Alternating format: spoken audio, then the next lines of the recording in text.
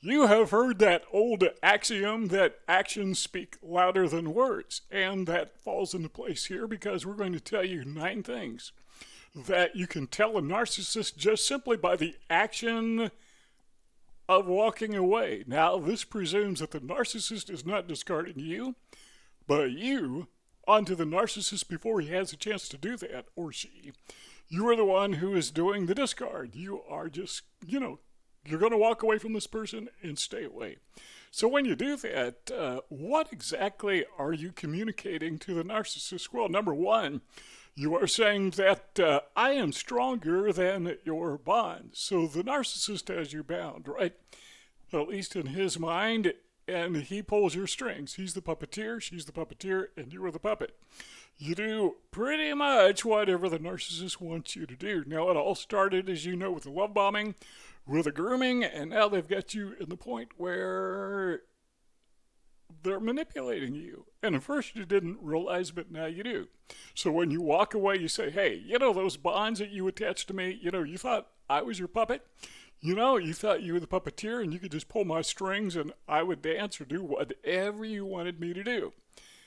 No, that's not the way it works. And by walking away, you are telling the narcissist, I'm stronger than these strings that you have attached to me. The bonds no longer move me in any way, shape, or form. And I gotta say, I always have to remind people that we tend to want to fight with a narcissist. They pull the string and we want to pull it back. All it does is that tells the narcissist that you're still bound to them.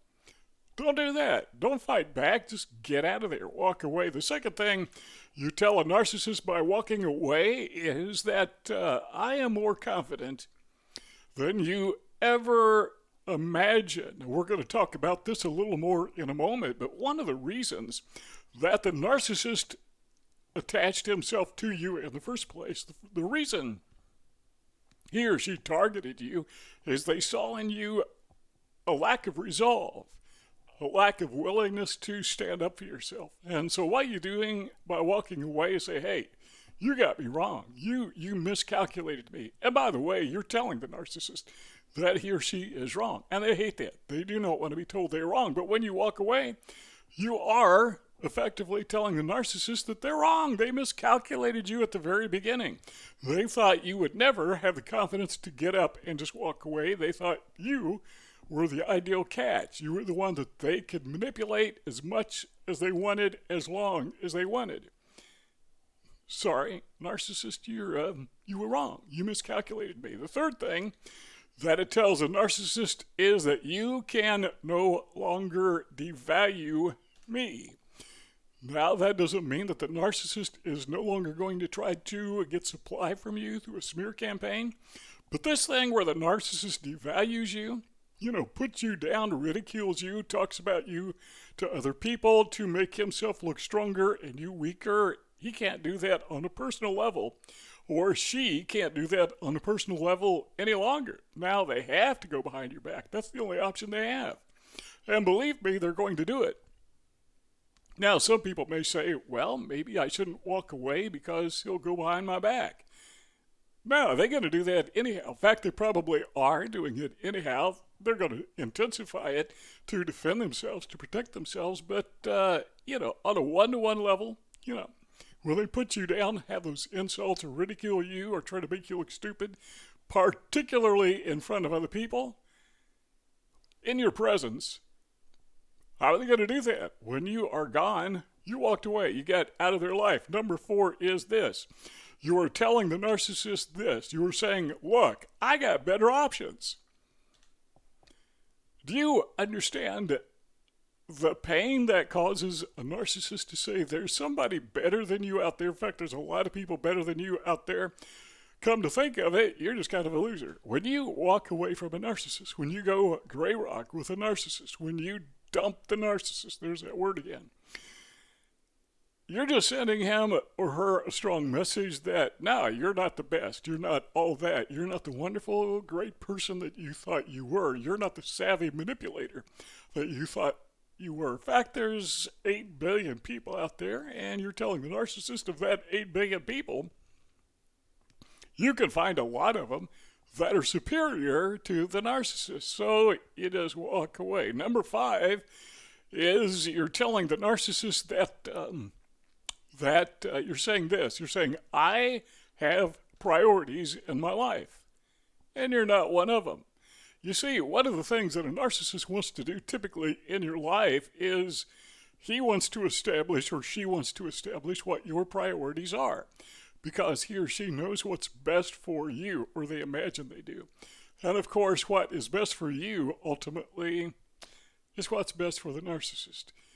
And typically, it's not good for you. So when you're walking away from a narcissist, you're saying, hey, that game is over. This thing where you think that your priorities are the only priorities and always the best priorities, and that my priorities mean absolutely positively nothing, I got news for you. No, I have priorities. They're good priorities compared to your stupid priorities, and they're not based on your selfishness. So I'm out of here. I'm walking away. Goodbye. See you later, and don't follow me.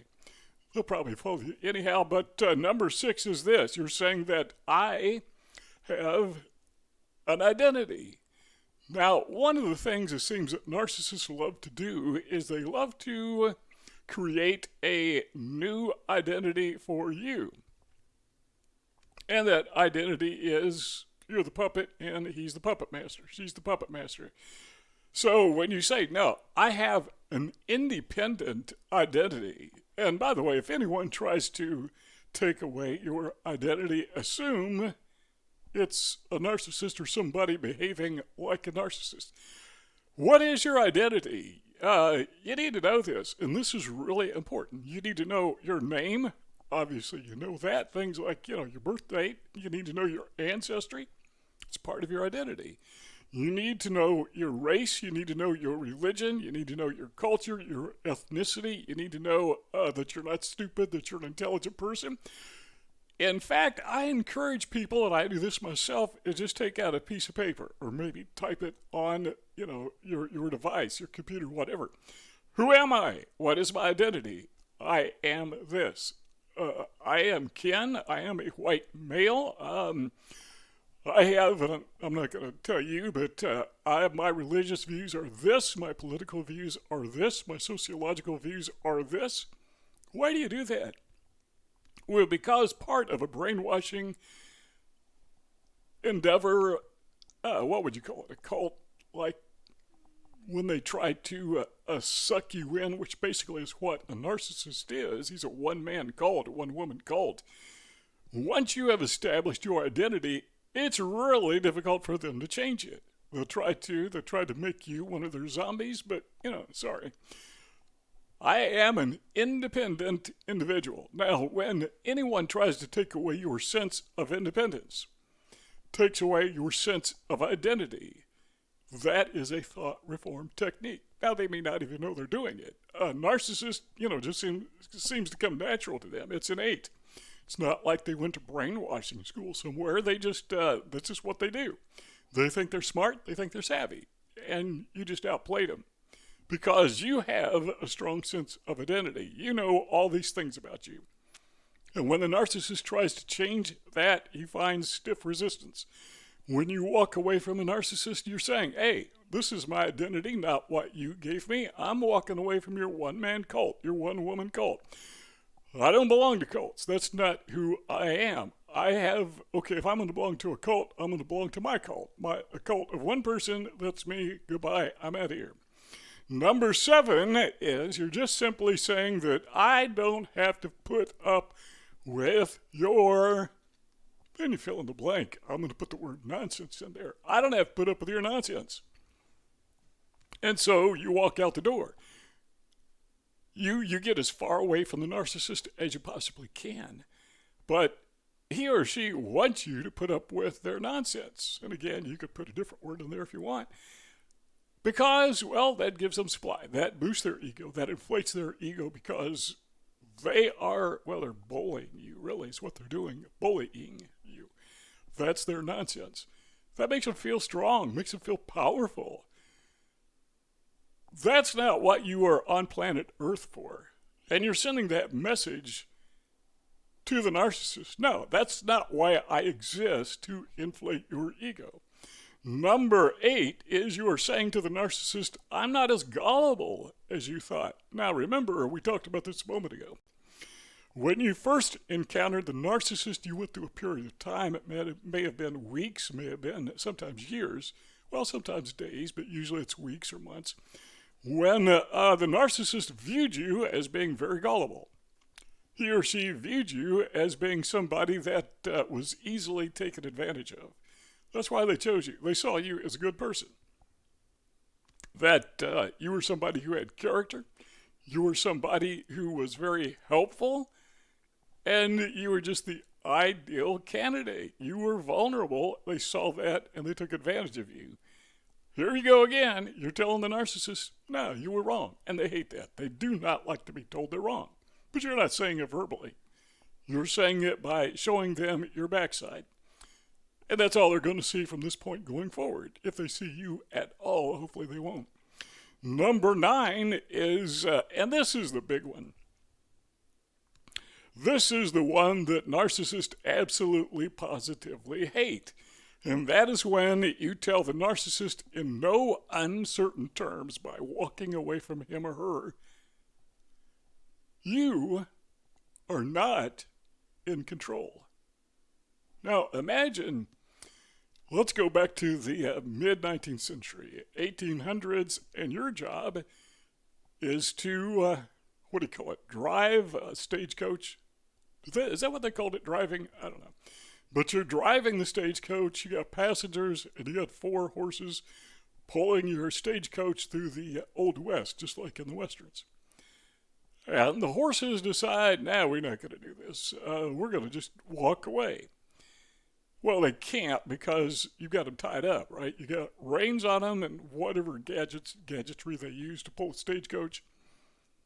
But what happens if the horses manage to get loose, manage to get free? What they're saying to the stagecoach driver, you, if you put yourself in that role, in this case it's the narcissist, but you say, sorry, but you're not controlling us anymore. We're going to roam free.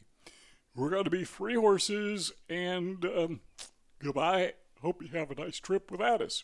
Looks like you're going to have to pull your own stagecoach. That effectively is what you are telling the narcissist. You're just leaving him stranded. The narcissist may have been driving a stagecoach through the, through the mountains, out the desert somewhere, whatever. And you just walked away and left him there. Yeah, that's kind of a good message to send narcissists. They don't like that because they need you to supply their ego, to inflate their ego. They really, really need you to pull the stagecoach. But you're gone. You're telling them, no, you are not in control of my life.